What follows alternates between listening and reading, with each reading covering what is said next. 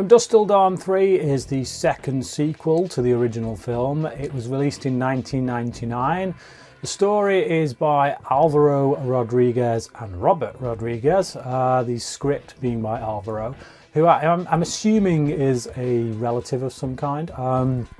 And yeah, it was directed by PJ Pesce, or Pesce, however you pronounce that. And now this is actually a prequel and not a sequel. It goes back to the Old West. This feels like very much a feature film to one of those trailers that they did in Grindhouse. It feels like it could very well be one of those movies. Anyway, the film follows a whole bunch of degenerate kind of characters, some not quite so degenerate, but basically a mixed bag of characters who all have different storylines going on. It almost feels like 1 minute it's this person's movie, then it's this person's movie, and then characters you think are going to be a big player in it suddenly get dropped. And yeah, like with the original From Dusk Till Dawn, it's really an excuse to get a whole band of people together in this one place, this bar, where vampires are going to cut loose. Now the problem is that,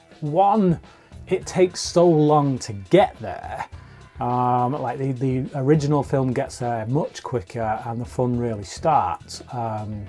And two, once we do get there, it kind of becomes a lesser film in my mind. Like as much as it's kind of all over the place when we're out in the deserts and we're wandering with these people, it does feel like there's a bit more meat on its bones. It feels clearly not like a From Dusk Till Dawn film, more just like a common garden variety western, but I actually enjoy it a bit more. It's still not great, because as I say, you're kind of wondering where they're going with it. Who's the main character? Who are we supposed to be rooting for?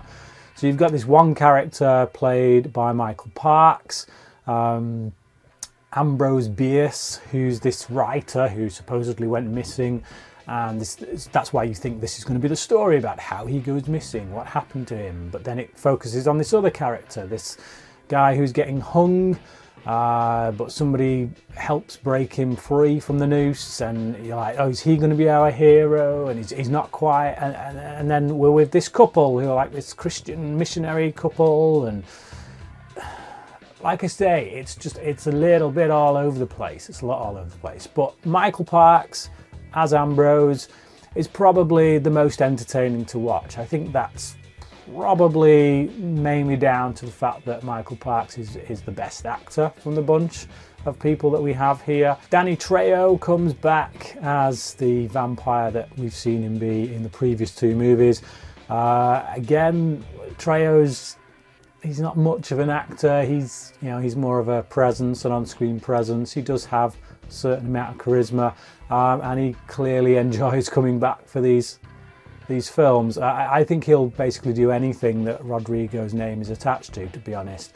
But yeah, once we get to the bar, there's a lot of nudity for the sake of it. There's a lot of weird kind of happenings. It feels like when we get there, that the fact that the vampires are present almost produces some kind of amoral and out-of-the-box behaviour from these people. Almost like a virus of some kind, an airborne virus. That's the way it feels. It's just like, I don't remember it being that way with the original. When we go in the first one, it's just people go nuts because they realise there's a whole bunch of vampires there. Whereas, yeah, here it's almost like just being in the proximity of these vampires makes you do things that perhaps you wouldn't do otherwise.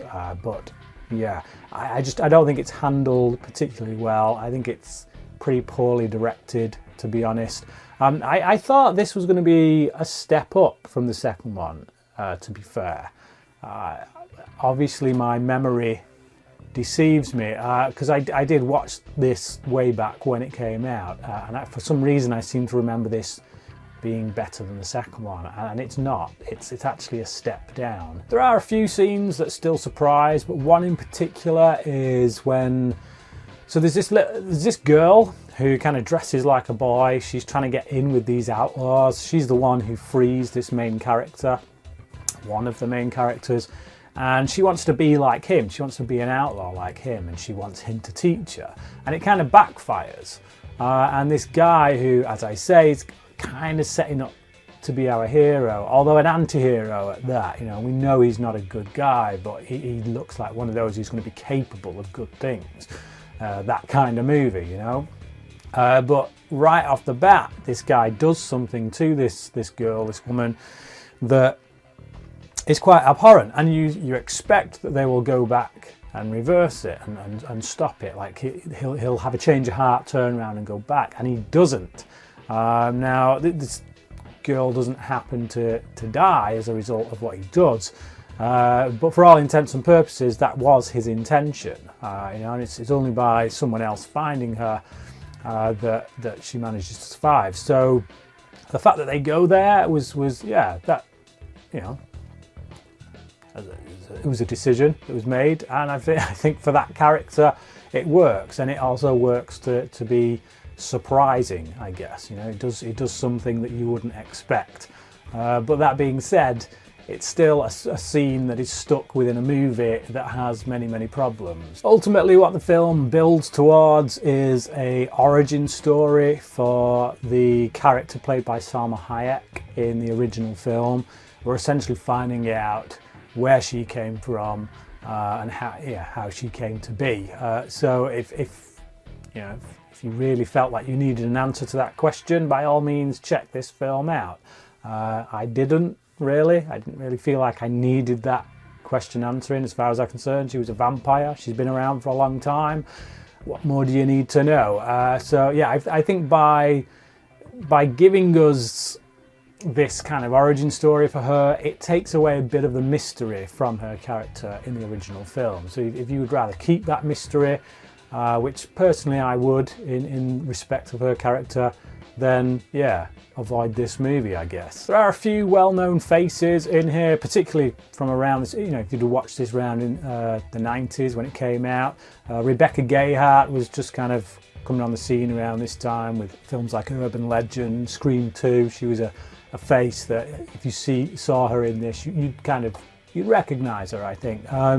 She plays this missionary woman, this Christian woman. The film can't quite help but have a few pot shots at religion through this character and the man who is her husband. He's just married her a few weeks prior to this, and yeah, through their relationship, these are the two characters that I believe in the least. They feel more like caricatures to me, as do most of the characters in this actually, and I guess again that comes out of the whole grindhouse scene. A lot of these characters just feel like over-the-top caricatures of and expressions of particular ideas or ideologies.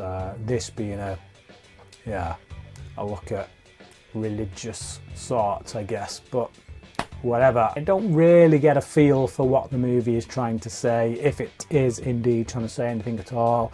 I think it's just one of those kind of efforts of let's just throw stuff at the screen, see what sticks, and unfortunately not much does for me. So I give From Dusk Till Dawn 3, The Hangman's Daughter, a 2 out of 5.